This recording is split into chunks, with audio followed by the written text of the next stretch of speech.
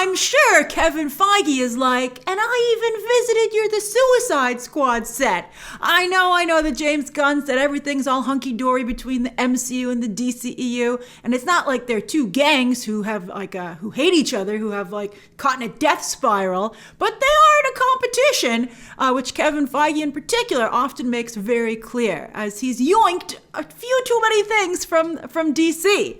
And also, James Gunn was his big discovery. He was being set up to be one of the major architects of the MCU. And then Gunn, had some unfortunate tweets resurface. And DC was the one who was there, man. DC showed up. And I think that, James Gunn has talked about eventually walking away from Marvel after Guardians of the Galaxy Volume 3. And I think it's clear that maybe he will be sticking around DC. We'll see how these two projects do. All right, so let's talk about them. So that's right, 2 projects with DC. But when will James Gunn get to Guardians of the Galaxy Volume 3? Because he's not only producing this Peacemaker show for HBO Max, and it's not just a spin-off from his upcoming movie, but it's revealed that he'll be writing all 8 episodes, all of them, and also directing several. I imagine Warner Brothers will want to fast-track the Suicide Squad spin-off, as they've already ordered it direct to series, straight to series, which means James Gunn doesn't have to write a pilot for them to approve. They don't have to shoot a pilot for them to approve. That's what straight to series means. It means they talked about it in the room. They said, we love it. Let's do it. Full commitment. We're going to make these 8 episodes. So that's exciting. But again, quite speedy. And I think they'll want it ready to air close to when the movie debuts in August 2021. But let's talk about how the pandemic has messed up everyone's schedule and actually probably created a pretty nice situation for the Suicide Squad so they can do this. I think it's interesting that of all the characters, they picked Peacemaker. But I have some interesting observations, which we'll also go over. You're going to love one of them. All right, so anyway, I put it on the poster frame so you already know what it is. Now, things might balance out because James Gunn has been in post for the Suicide Squad, in quarantine at home for quite some time. They finished filming right before the pandemic hit. So he's probably almost done. I know he's been, I've heard that he's been working on it, quite ferociously for a long time. So they're way into post-production. Meanwhile, the MCU is significantly backed up when it comes to new projects, and Feige likely won't even be able to get to Guardians of the Galaxy Volume 3 anyway for quite some time. So with more and more projects able to go into production with pandemic precautions, Gunn probably could write and go into production, again, directing a few of the episodes of all 8, and produce 8 episodes of Peacemaker over the next 10 months. He has 10 months until the Suicide Squad hits theaters. So I think that's one of the reasons they're in a rush. I think they could make that show. Maybe that's how it came about. Maybe James Gunn was like, man, I have some free time on my hands. And they were like, want to make a show so we can really blow up the Suicide Squad in a good way? And I think it's brilliant. It would be quite the 1-2 punch to have this. And it's not the only upcoming DC movie, by the way, to have an HBO Max streaming spinoff, as Matt Reeves recently announced his GCPD, the Batman spinoff as well. However, he's currently struggling to film his movie because of the pandemic, so that won't be ready from when the Batman launches. But I think this is a clever thing to do around the time that Suicide Squad comes out. I think from a business standpoint, it's freaking brilliant. Now, this is big news for pretty much everyone involved. For James Gunn, it's a major vote of confidence from Warner Brothers and DC, showing that they unflinchingly want to be in the James Gunn business. On that note, it's also an even stronger recovery for James Gunn from his controversy last year, and gives even more buzz to his upcoming Suicide Squad film. For Warner Brothers, it's huge to bring over, again, what was Kevin Feige's discovery over to their house. It didn't turn out so well with Joss Whedon. Hopefully it turns out better here. I think it will. I think it won't turn out that poorly. I think it'll turn out well. I don't think it's totally a slam dunk, though, as we'll discuss. But it would be a major coup for Warner Brothers. HBO Max is really revving up the DC content, and with yesterday's cancellation of Supergirl, I think just like DC Universe content folded away so that everything could go to HBO Max, don't be surprised if CW eventually loses its DC content as well. HBO Max is struggling, and I think one selling point would be to make it the home of DC small screen content. It's the obvious thing that they should do. So I think he's going to look for the current CW contracts to run out, and everything eventually will show. I think you're not going to see any new DC shows. They just sent Swamp Thing over there, though, for some reason.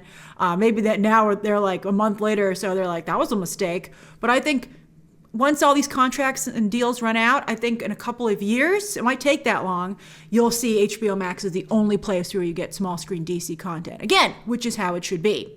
And John Cena is getting a major comic book franchise streaming show. That's a huge career boost. And when you couple that with his upcoming movies, The Suicide Squad and Fast and Furious 9, you might actually be able to follow in The Rock's footsteps. He's literally following in The Rock's footsteps in Fast and Furious. He's the replacement they came up with, to be in the Vin Diesel team movies because Dwayne Johnson just couldn't take it anymore. But speaking of Dwayne Johnson, The Rock is producing the upcoming Jansen Directive, which The Rock was originally going to star in, but due to scheduling, he wasn't available, and he cast Cena to take over for him. And I really enjoy John Cena. I'd love to see him level up like this. He was so funny in Bumblebee. I think he's really great. And boy, if he can make this helmet work, I'll be mighty impressed. That helmet to me seems like a real deal breaker. But we'll see. I think it's ridiculous, but maybe that'll be part of the joke. I don't get that helmet. I'll be shocked if they can make it work, but I'm open to it. Let's see. Now, don't think this means that Peacemaker comes out of the Suicide Squad alive, because this is an origin story, so they still have that air of mystery. Although, I think it would be crazy I guess they could just keep having different things, and if he gets killed, you could just continually have like stories in the past. I don't know. But we'll see how popular the show is. And it will be yet another twisted take on Captain America after The Boys Homelander, which is Cap meets Superman, and U.S. Agent in the upcoming Falcon and Winter Soldier Disney Plus series. They better hurry up on that, because now they have even more competition. Does this mean that the Suicide Squad is amazing? Well, it certainly means that Warner Brothers thinks it is, and I have heard that internally it's testing quite well. But so did Birds of Prey. I personally think the 70s action movie aesthetic that James Gunn has decided to go with is a tough sell with the mainstream. It's a little like a Western, and I hurt Westworld. A lot of people just don't like this stuff for some reason. There are some genres that people are like, you know what? No thanks. And as some evidence of that, of all the DC fandom trailers, both the Suicide Squad videos that were released considerably underperformed, like significantly underperformed. But to be fair, they didn't release an actual trailer. So, it was a pretty big behind the scenes reel, though. I think it should have been more competitive. I do believe that it's, again, not giving people what they want with Harley Quinn. They're like, how about this version of Harley Quinn? People are like, we're very clear of the version of Harley Quinn we want. And the animated series got it perfectly. I think that is just an absolutely perfect version of Harley Quinn. But anyway, even if the Suicide Squad's appeal ends up being niche like Birds of Prey was, that certainly would be enough of a fandom to fuel a streaming show. Birds of Prey fandom is small, but potent. You can see Peacemaker is edgy already with a swear word in the first released graphic, like The Boys, which itself has a very strong, but you have to admit, limited audience. You limit your audience when you do that. Sometimes R-rated content can break out and be huge.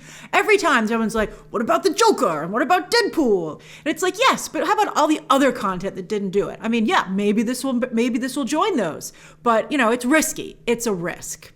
As always, I think what will be very crucial here is how it ties into the rest of the DCEU and what other DCEU characters might go along for the ride. Everybody loves to see that kind of stuff. That's what fuels the discussion of these shows. And one character that Peacemaker has interacted with in the comics is Blue Beetle. Oh my God! If the Peacemaker show includes Jamie Reyes, a good chunk of DC fandom will go absolutely nuts. So I hope that James Gunn has done that. And if he hasn't, I hope he sees this report or hears about it and puts Blue Beetle in the show, because he's working on it right now. So I think that would be huge. It would just be huge. It would really help the show. I also hope, though, that they can make it different enough from Doom Patrol, because with that thing on his head, John Cena's an awful lot like Brendan Fraser's character. Right? We'll see. So, would you watch a Peacemaker show? If you're a DC fan, we'll obviously try anything. So, of course we're going to check it out. But how does it sound to you, and what do you think of all this? Share, and also, what do you think of James Gunn pretty much effectively going over to DC? I think it's a better home for him. I think he just isn't a great fit with the Marvel brand. And I do feel Disney, you have to have some level of wholesomeness. I just feel it's a thing. So I think it would be great if he went over to DC, and I wish him the most success, and I hope it's a big thing for him. I hope it's a big hit. I think it's the perfect home for him. So again, what do you think? Share your thoughts down below. Subscribe today. And of course, as always, you can check out some more videos right now.